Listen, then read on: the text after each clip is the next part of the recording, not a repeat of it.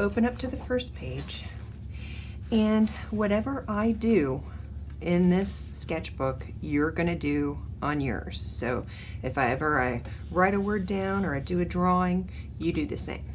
So what we're going to be doing is talking a little bit about art theory, and we really have it nailed down into two categories. The first one right here says the blank of art or design, or the things or ideas that we have to play around with when creating art. That's going to be the elements of art. So go ahead and here, the elements of art or design are the things that we have when we're creating. So that's going to be like line, shape, value, and we'll get to each one of those. Then you've got the blank of art, or how you arrange those elements to create compositions. It's your overall design, how you arrange things.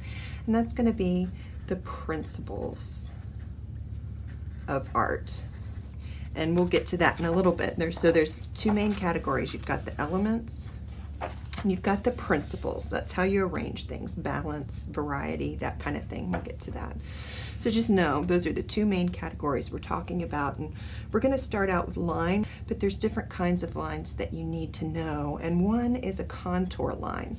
Now, a contour line, let's give it a little definition, is a line that defines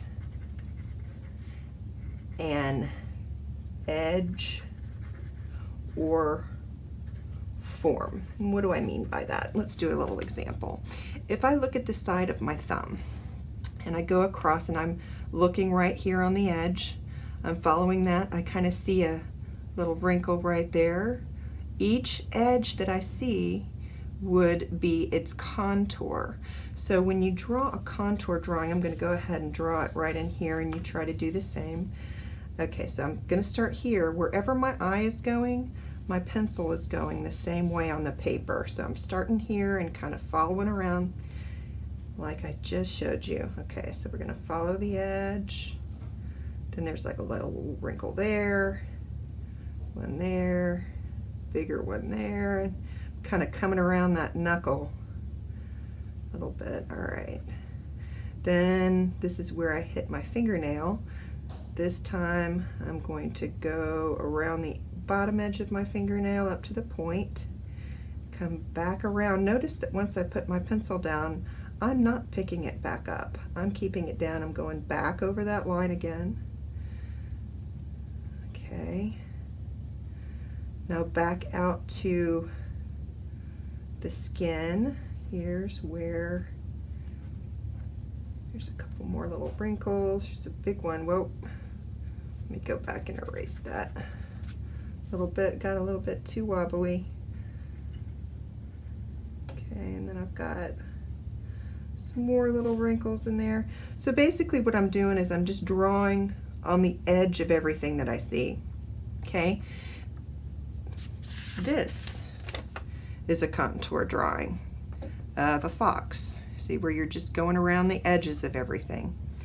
Here's another example of a contour drawing where it's a still life, just an arrangement of objects on a table, but notice everything is just drawn following the edge of everything that you can see. Every single edge is drawn in.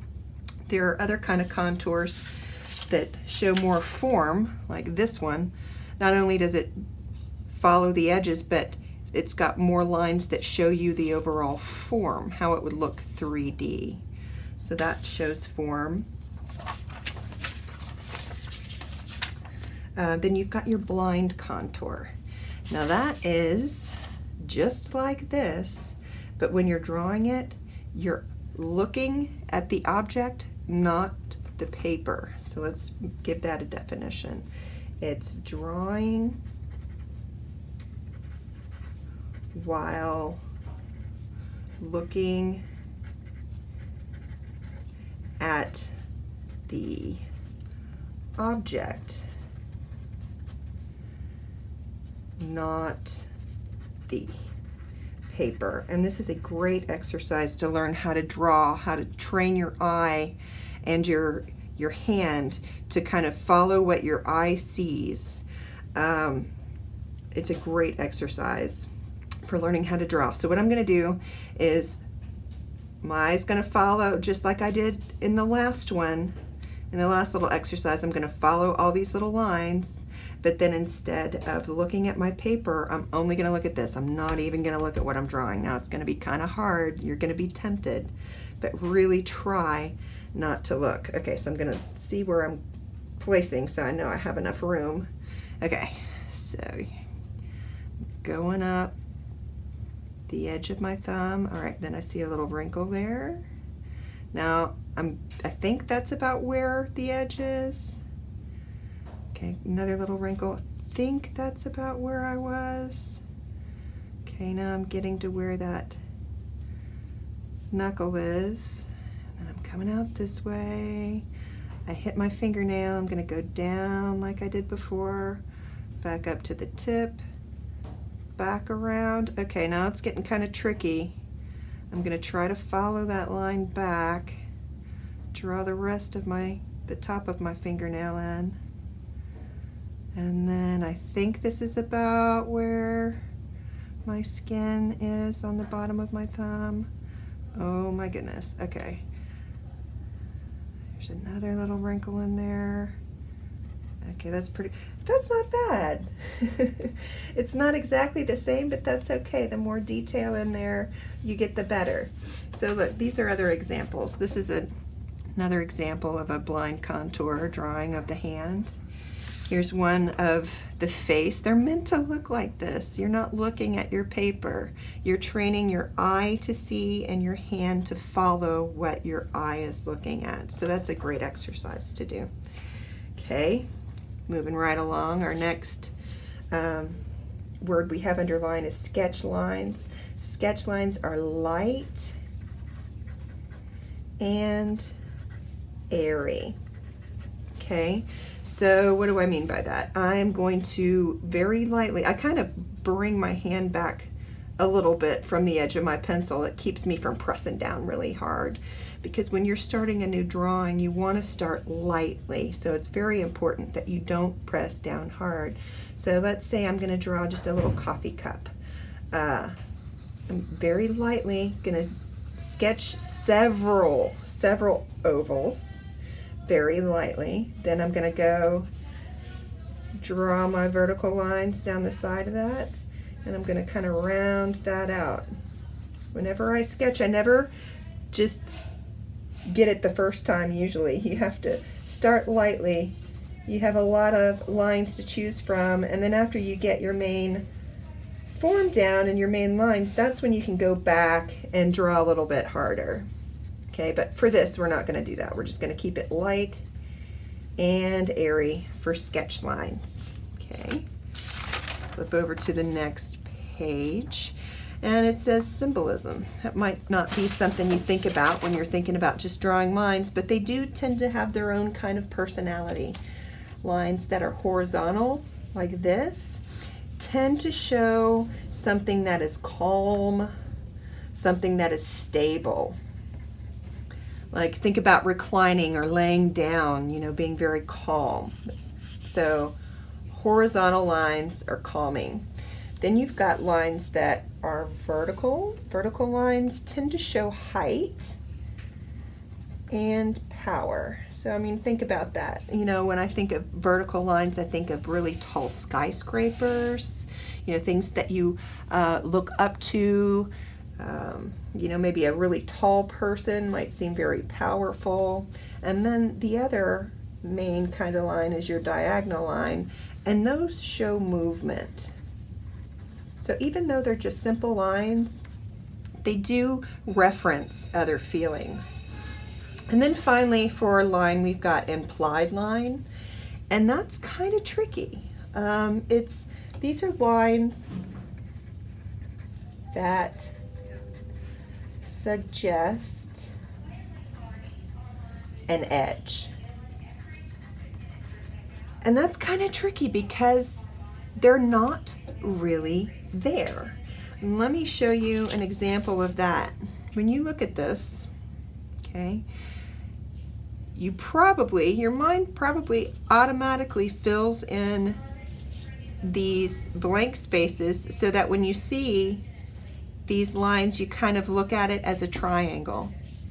Also here, there is not a line that goes from this space to this space, but your mind tends to fill in the dots.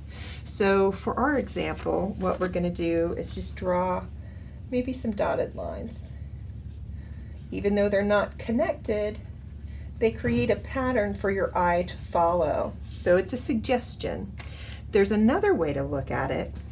And if you're looking at, let's say, this sculpture, and you're looking at his eyes and where he's focused, which is at this ball at the end of his hand, there's not a physical line that goes from his eye to that ball, but it's suggested. You can kind of guess where he's looking. Same thing with this one. When you see this little sculpture looking down here at the ground, you can imagine that they're looking at this snail. Even though there's not a physical line, it kind of guides your eye. It suggests that there is a connection there. So that is also an implied line. And so to show that, what we're going to do is we're going to draw a less than symbol. And then I'm going to connect the edge with kind of a curved line here. Okay. I'm going to draw a long black oval right here. Okay. And then I'm going to draw another curve going the opposite direction of this over here. And if you have guessed that this might be an eye, well, let's make it look a little bit more like an eye, because that was my goal. Give it some little eyelashes, maybe some eyelashes going back out this way. Anyways, just so that you can see, I'm going to make a suggestion that you have an eye line here. So implied lines. Now we've got shape, and there's two major kinds of shapes. And when we're talking about shape, we're talking about things that are 2D. So you've got height and you've got width. Okay, shapes. The first main kind of shape we've got here is a geometric shape, and those are shapes that follow a rule. And that would be like a square has 4 sides and 4 right angles. Let's see, a circle is the same distance from the center. You know, usually your geometric shapes are going to be kind of your hard edges. You know, this is thought to be geometric.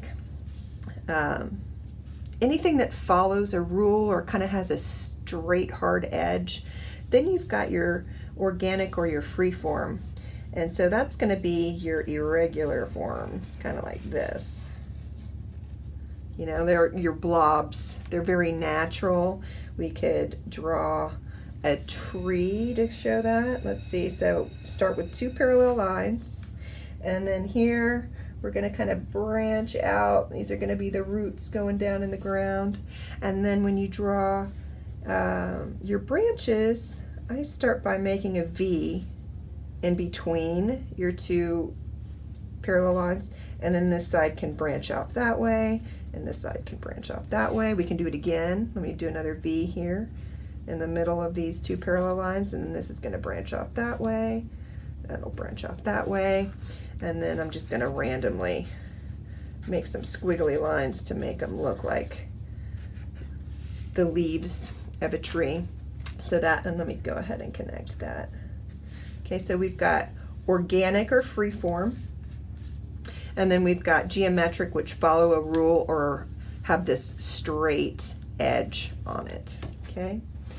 Then we've got down here, another way to look at shape is that if this was my piece of paper and I had this shape on it, and I asked you, what do you see? What kind of shape do you see?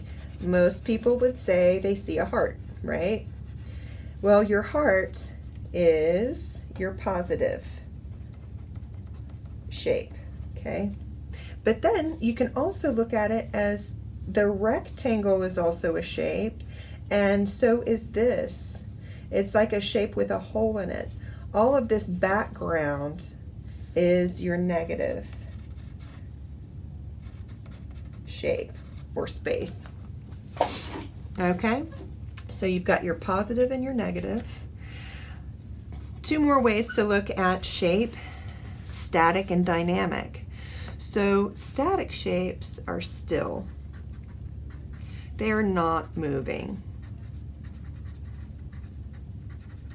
So what would that look like? Well, if I had a bunch of shapes like this, maybe another little skinny one next to it, maybe a big one here, maybe a big long one, maybe we'll throw a triangle in just for good measure. They're just kind of sitting there. There's not a lot going on, okay? It's very regular. Dynamic shapes are going to show movement. So if you go back to us talking about line earlier, if you recall, lines that are diagonal show movement. So let's start out by making a diagonal line. I'm going to kind of zigzag it a little bit. I'm going to follow the shape. So it kind of looks like a lightning bolt. Let's say then I have another one, another shape go in the other direction. Let's say kind of moving in a diagonal this way with some wavy lines. Okay, and then maybe I'll put one back here that goes back behind all of this. And notice I've got a lot of diagonal lines going on in here. This shows a lot more movement and is more dynamic than this. This is very rigid and this is very free and flowing. Okay, so that's all we're going to do in Elements of Art for now, just the line.